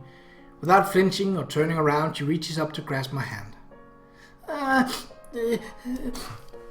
Shoulders trembling softly, she lets her tears spill freely down onto my arm. Thank you for taking me here, Yuuji. Thank you so much. Affectionately stroking my hand, Yumiko thanks me again and again. The wind gusts strongly past us, but we accept it head on, steady as a deeply rooted tree. I have a request for you, Yuuji. Will you hear me out? Yeah, shoot. I want to teach my father. I want to teach Dad how to find himself, just like you taught me, Yuuji. She chokes up repeatedly as the words leave her mouth, and yet her voice seems strong and firm. It's going to take a while, you know. Takagi Michiaki has many empty years behind him. Filling that massive void won't be a small project, or an easy one. Yes, but I'll be fine. After all, I'm not alone. Her hand squeezes fiercely down on mine. So, I'll be fine. I nod and squeeze back. The words I spoke to Michiaki were my honest feelings. It's only because of Yumiko that I'm here today. I owe her everything. Alright, let's teach him together. Yes. With that, Yumiko falls silent once more. Grasping my hand, she gazes up into the sky and lets the wind break against her body. Beautiful summer clouds drift by far overhead. The sky Yumiko watched before was always a lonely place. The vault of blue was a symbol of nothingness, a reflection of the emptiness below. But right now, I think she's seeing something very different up there.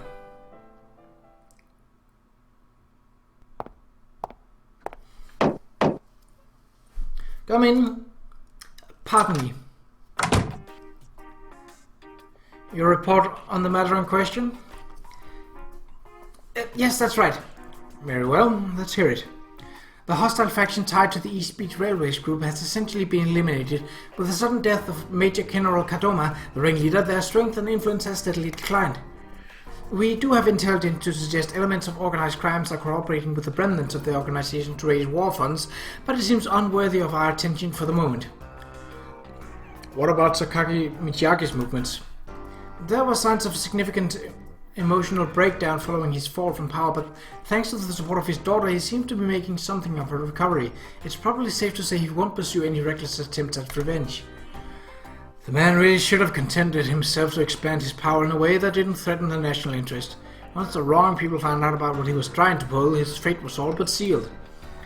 From what we're hearing out of foreign affairs, that woman from overseas who the Major General was supposedly colluding with seems to have been dealt with as well.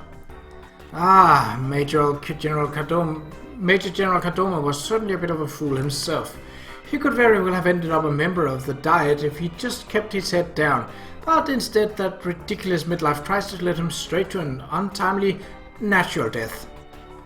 As for Major Kadoma's successor, it seemed Colonel Uchida will be receiving the promotion.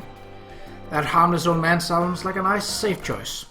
A pointless middle management job like that is best occupied by a rubber-stamped human form, and when it comes to this workplace in particular, an utter lack of ambition is ideal. In other words, this all played out exactly how the higher-ups wanted? That's right, everything and everyone was in the palm of their hand from start to finish, including those children who actually confronted Sakaki Michiaki, and us. It's too bad about 1929, isn't it? We couldn't manage to keep him on board. Well, what can you do? He has a wife and child these days. Can't expect him to go putting himself on the line anymore. It was the right time. Is there some reason you're staring at my face? You look lonely, Chief. Kindly spare me the psychoanalysis, Ichigaya. Go and make a pot of coffee. Yes, of course. This concludes my report. Goodbye, Yuuji. 5 years later.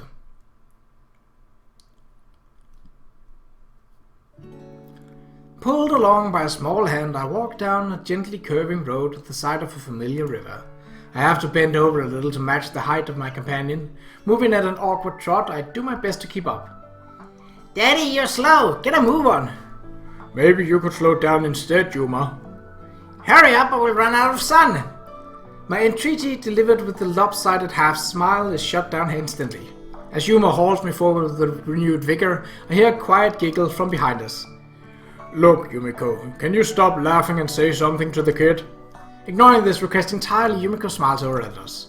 One of her hands is occupied with a picnic basket, the other with a full bag full of painting materials. She watches her husband and only daughter run noisily along with an expression of profound contentment on her face. We're here, Daddy said, Mommy goes here.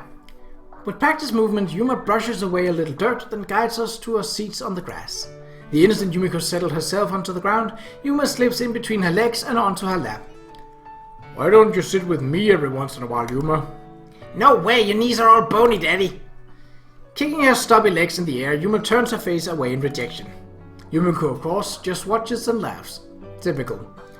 Mommy, pictures! I want to draw pictures! Looking back at her mother, Yuma makes her usual demand. Yumiko nods and retrieves a sketchbook from her bag. Oh!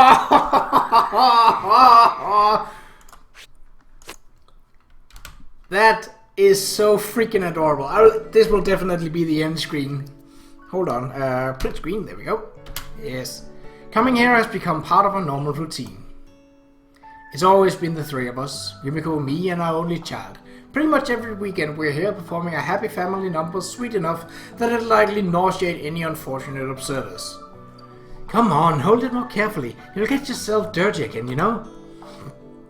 Yumiko reaches down and makes Yuma shift the marker in her hand to a more normal grip. Last week, the budding artist in question ended up defacing one of her favorite blouses as a result of that sloppy marker technique. Aha! With this energetic response, Yuma immediately switches back to her bizarre initial grip. Honestly, in one ear and out the other. Smiling wryly, Yumiko takes her daughter's small hand in hers and shifts the marker again. Hard to believe it's the same hand that once came flying at my face in unthinkable rejection. So, Dad's finally leaving the hospital. Sounds like all the tests were good. I'm glad. Yumiko nods brightly. Just the other day, the doctor in charge of Michiaki's case granted approval for a discharge from the hospital. Yumiko's years of steady, determined effort have finally been rewarded. Grandpa's getting out of the hospital? Yeah, good thing we had you around, Yuma. Huh? Why? In response to this innocent question, I just stroke her head. Yuma's cheerfulness provided more than enough warmth to thaw Michiaki's heart. These days he's smiling like a good-natured old man every time his granddaughter walked into the room. I hope we can bring him here with us next time. Yeah, sounds like a plan. Yuma, losing interest in the conversation, scribbles passionately away at her sketchbook. Gripping the marker firmly in her fist, she piles vaguely circular shapes onto each other seemingly at random. All done! Looking up at me, she grins from ear to ear and points at the sketchbook. It's Daddy! A mishmash of shapes that might barely qualify as something like a face stares up at me from the sheet of paper. Sorry, Yumiko. Seems Yuma might have taken after me instead of you on this front. Unable to find appropriate words of praise, I let out a fatherly sigh. We don't know that yet. She might be an amazing artist someday, right, Yuma? This looks like you, Daddy! We got to do something about her sense of aesthetics, at least. As I heave another long sigh, my wife and daughter cackle at me. And when her laughter dies down, Yumiko mumbles a few words to herself. I never thought this day would come, but I'm so happy it did. Stroking Yuma's head gently, she continues with 3 earnest words. Thank you, Yuuji. Once, there was only emptiness inside her. Yumiko rejected everything, avoided all communication, cut off the lines tying her to the world. Eventually, the passage of time softened her. Slowly, almost against her will, she began to form new connections. But at first, those bonds inspired only denial and guilt. Today, she is full to the brim with heartfelt gratitude. It flowed out of her as natural as she breathed. Every thank you is nothing less than proof that Yumiko's embraced this world with open arms and that she's actively chosen to live in it. That's my line. Thank you, Yumiko. Right. After a long and painstaking search, we found happiness. Of course, it's a fragile thing with no constant form. We still have our struggles and our doubts. But it's not just the two of us anymore. There's something else for us to protect. Someone else to protect us both. The future we couldn't begin to imagine is slowly revealing its shape. I'm drawing Mommy next.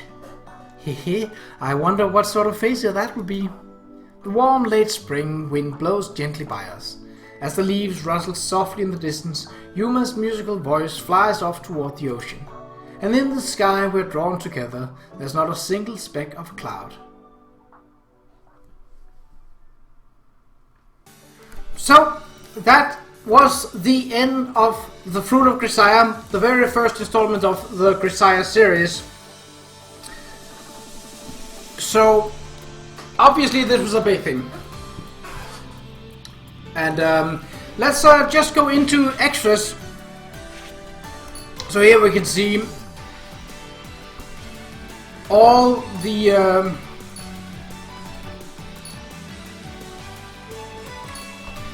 images, all the CG, which means like smaller. We got stuff with Tuna Fish Man and such. All the cheapy moments here. So there's a lot to relive, so to say.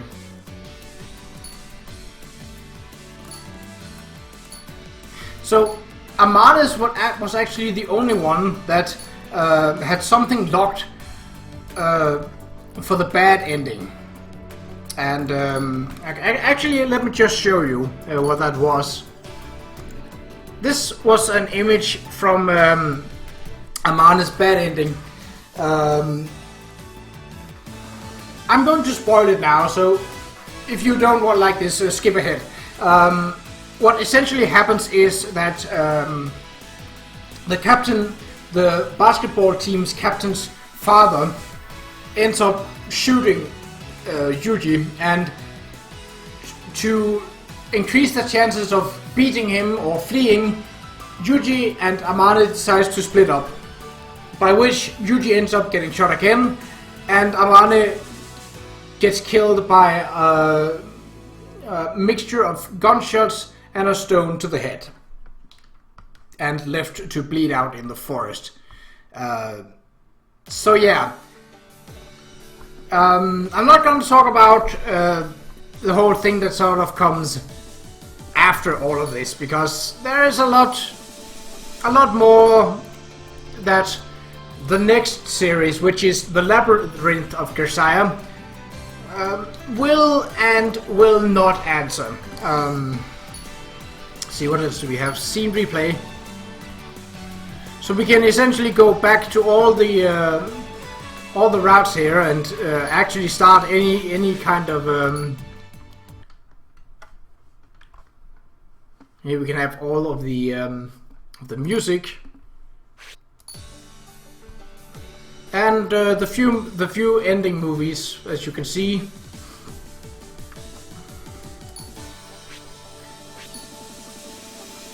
So the secret that you get once you have completed the game is that you can download voice packs for all the main characters, as well as a voice for Julia and for Chizuru. I'm not going to do that right now, but when you look into here, we also got icons. So we even got Qa'Rajh, despite her being a relatively minor character. We also got the chibi versions of pretty much every one of the main characters. This is actually the image that I use on my Steam page. Oh, I forgot that this guy was in there. So we got the entire basketball team as well.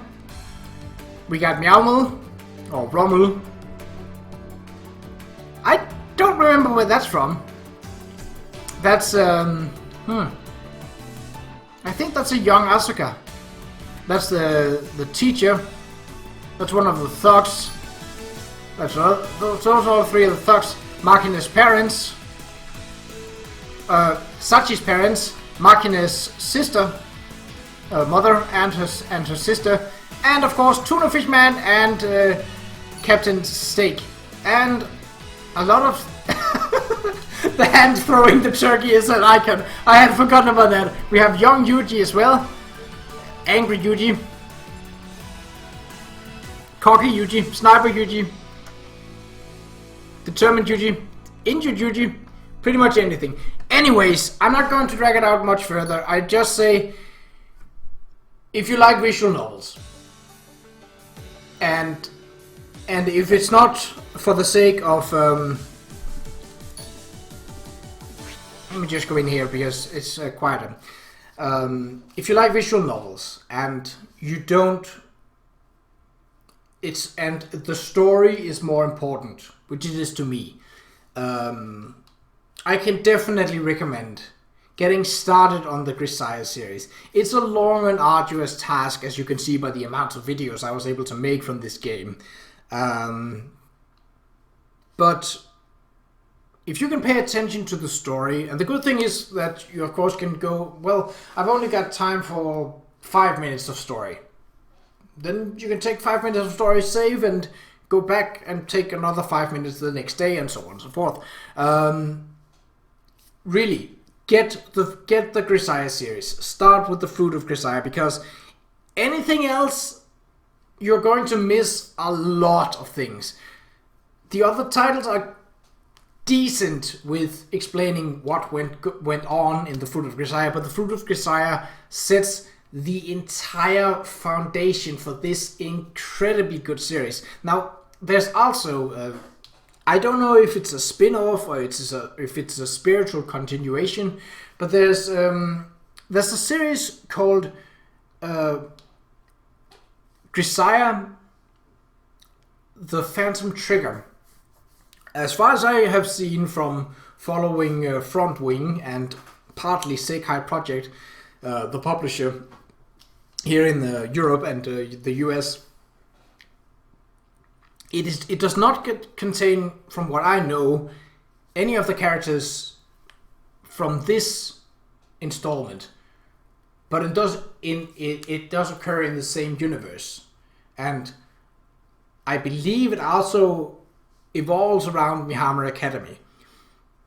But I don't know about that, but they are on my wish list, but I intend to essentially not get started with any of the spin-off series for that until I'm at least done with the Labyrinth of Grisaia, which is obviously a logically continuation of the Fruit of Grisaia. And after that, there's also the Afterglow of Grisaia, which takes a more focus on Yuuji's route. You get a main... Yuuji is the main part of the story. The story is mainly about him and his past in the Labyrinth of Grisaia. But we'll get to that once I start making videos of that. So it's the Afterglow of Grisaia is also a bit of a... It's a story. It's a more in-depth story about Yuuji, and it's not particularly long or expensive. So it's very good for if you can pick that up. I think how the timeline goes is for the sake of continuity. You want the Fruit of Grisaia, the Afterglow of Grisaia, the Labyrinth of Grisaia, and the Eden of Grisaia in that order. And then actually there's two spin-offs. The one spin-off, Phantom Trigger, is a different series in itself, but set in the same universe. I think. I don't know much about it, but I'm definitely looking forward to it. I haven't played it because I was beginning to make videos at the time when that came up. So obviously I figured I don't want to spoil it for myself. So when I get to that, unlike the Fruit of Grisaia and unlike the other Grisaia series, that would be a completely new experience, both for me as well as for you. So I don't know what to do. So it will be blind, and I will be enjoying the story as it comes. Right, I completely lost my train of thought there. The second spin-off is Magical Girl Michiru. Where Michiru is somehow granted magical powers, with all the chaos that ensues. Anyway, I think that is pretty much all there is left to say. Oh, yes, one more thing. I know it has been a long video, and you're probably pretty tired of listening to my voice by now, but don't worry, it's over soon. At least for this series. I still have a petition going for... Well, not a petition, that's the wrong word. A survey, that's a better word.